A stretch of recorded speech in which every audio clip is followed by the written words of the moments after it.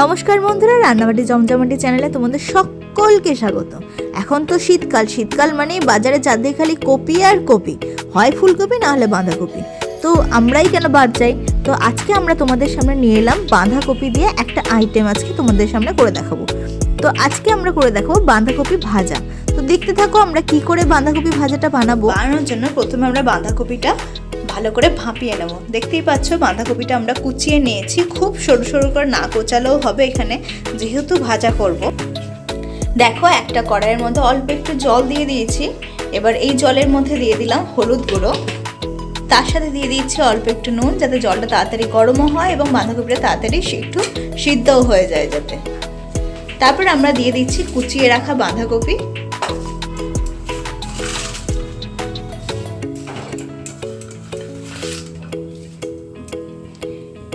সমস্ত বাঁধাকপিটা আমরা কড়াইয়ের মধ্যে দিয়ে দিলাম। তারপর এবার ঢাকা দিয়ে দেবো।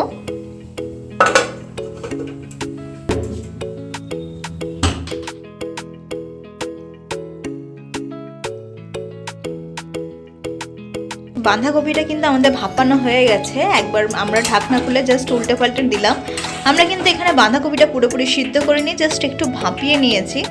দেখো একটু কিন্তু নরম হয়ে গেছে। এবার আমরা জল ঝরিয়ে নেব।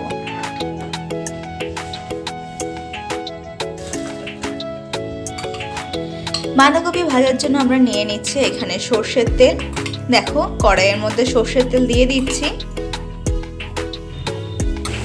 দেখতেই পাচ্ছ তেল থেকে ধোঁয়া উঠছে, মানে আমাদের তেল কিন্তু ভালোভাবে গরম হয়ে গেছে। এবার গরম তেলের মধ্যে দিয়ে দিচ্ছি শুকনো লঙ্কা এবং জিরে ফোড়ন।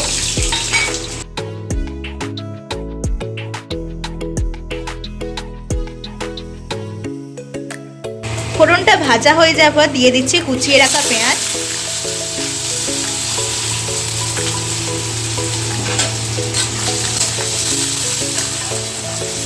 পেঁয়াজটা আমরা একটু ভালো করে ভেজে নেব। এখানে আমরা পেঁয়াজ দিয়েছি, তোমরা চাইলে কিন্তু পেঁয়াজটা নাও দিতে পারো। তোমরা কিন্তু চাইলে এখানে টমেটো কুচি আর লঙ্কা কুচিও দিতে পারো।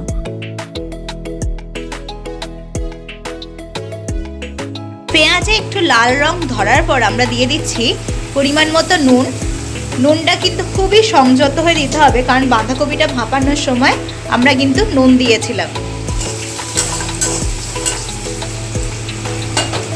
এবার আমরা দিয়ে দিচ্ছি ভাপিয়ে রাখা বাঁধাকপি।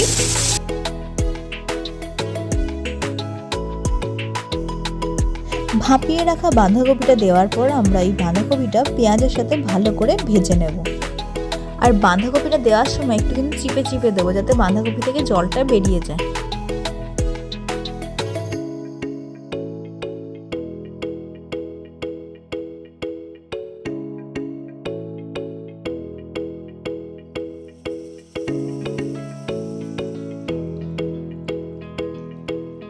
দেখো বাঁধাকপিটা কিন্তু কালার চেঞ্জ হয়ে গেছে। 2-3 মিনিট এরকম পেঁয়াজের সাথে ভালো করে ভেজে নেওয়ার পর আমরা এবার দিয়ে দেবো একটুখানি গুড়।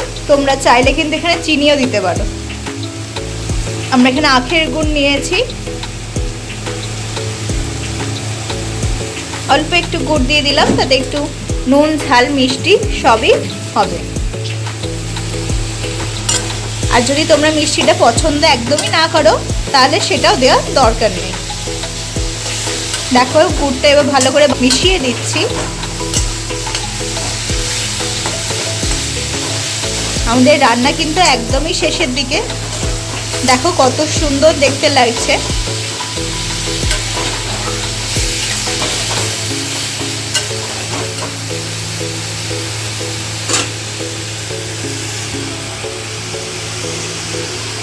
দেখো আমরা কিন্তু রান্নাটা মিডিয়াম টু হাই ফ্লেমে করছি।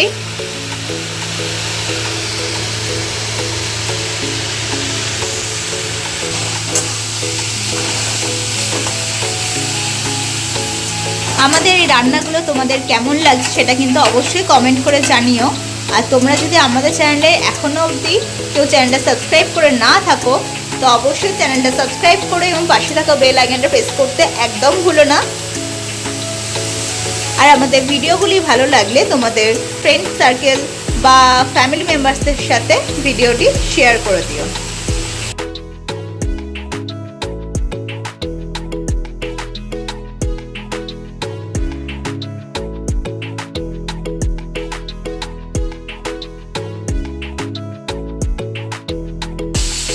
নুনটা দিয়ে আমরা 1-2 মিনিট একটু ভালো করে ভেজে নিলাম, যাতে একটু ড্রাই হয়ে যায়। আমাদের বাঁধাকপি ভাজা কিন্তু একদম রেডি। এবার আমরা নামিয়ে নেব। এই বাঁধাকপি ভাজাটা গরম ভাতের সাথে খেতে কিন্তু খুব সুন্দর লাগে। তোমরা অবশ্যই বাড়িতে বানাও এবং আমাদের কমেন্ট করে জানিও তোমাদের এই রেসিপিটা ঠিক কতটা ভালো লেগেছে।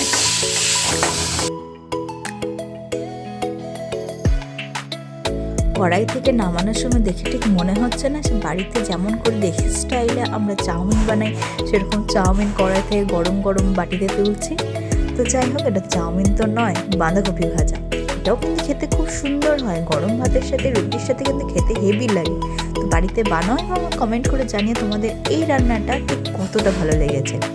আর যদি এই রান্নাগুলো আমাদের ভালো লেগে থাকে তো অবশ্যই বন্ধু বা আত্মীয় স্বজনদের সাথে আমাদের এই ভিডিওগুলো একটু শেয়ার করে দিও। আজ তবে আসি, চলো টাটা, পরে আবার দেখা হবে অন্য কোনো নতুন রান্নার সাথে।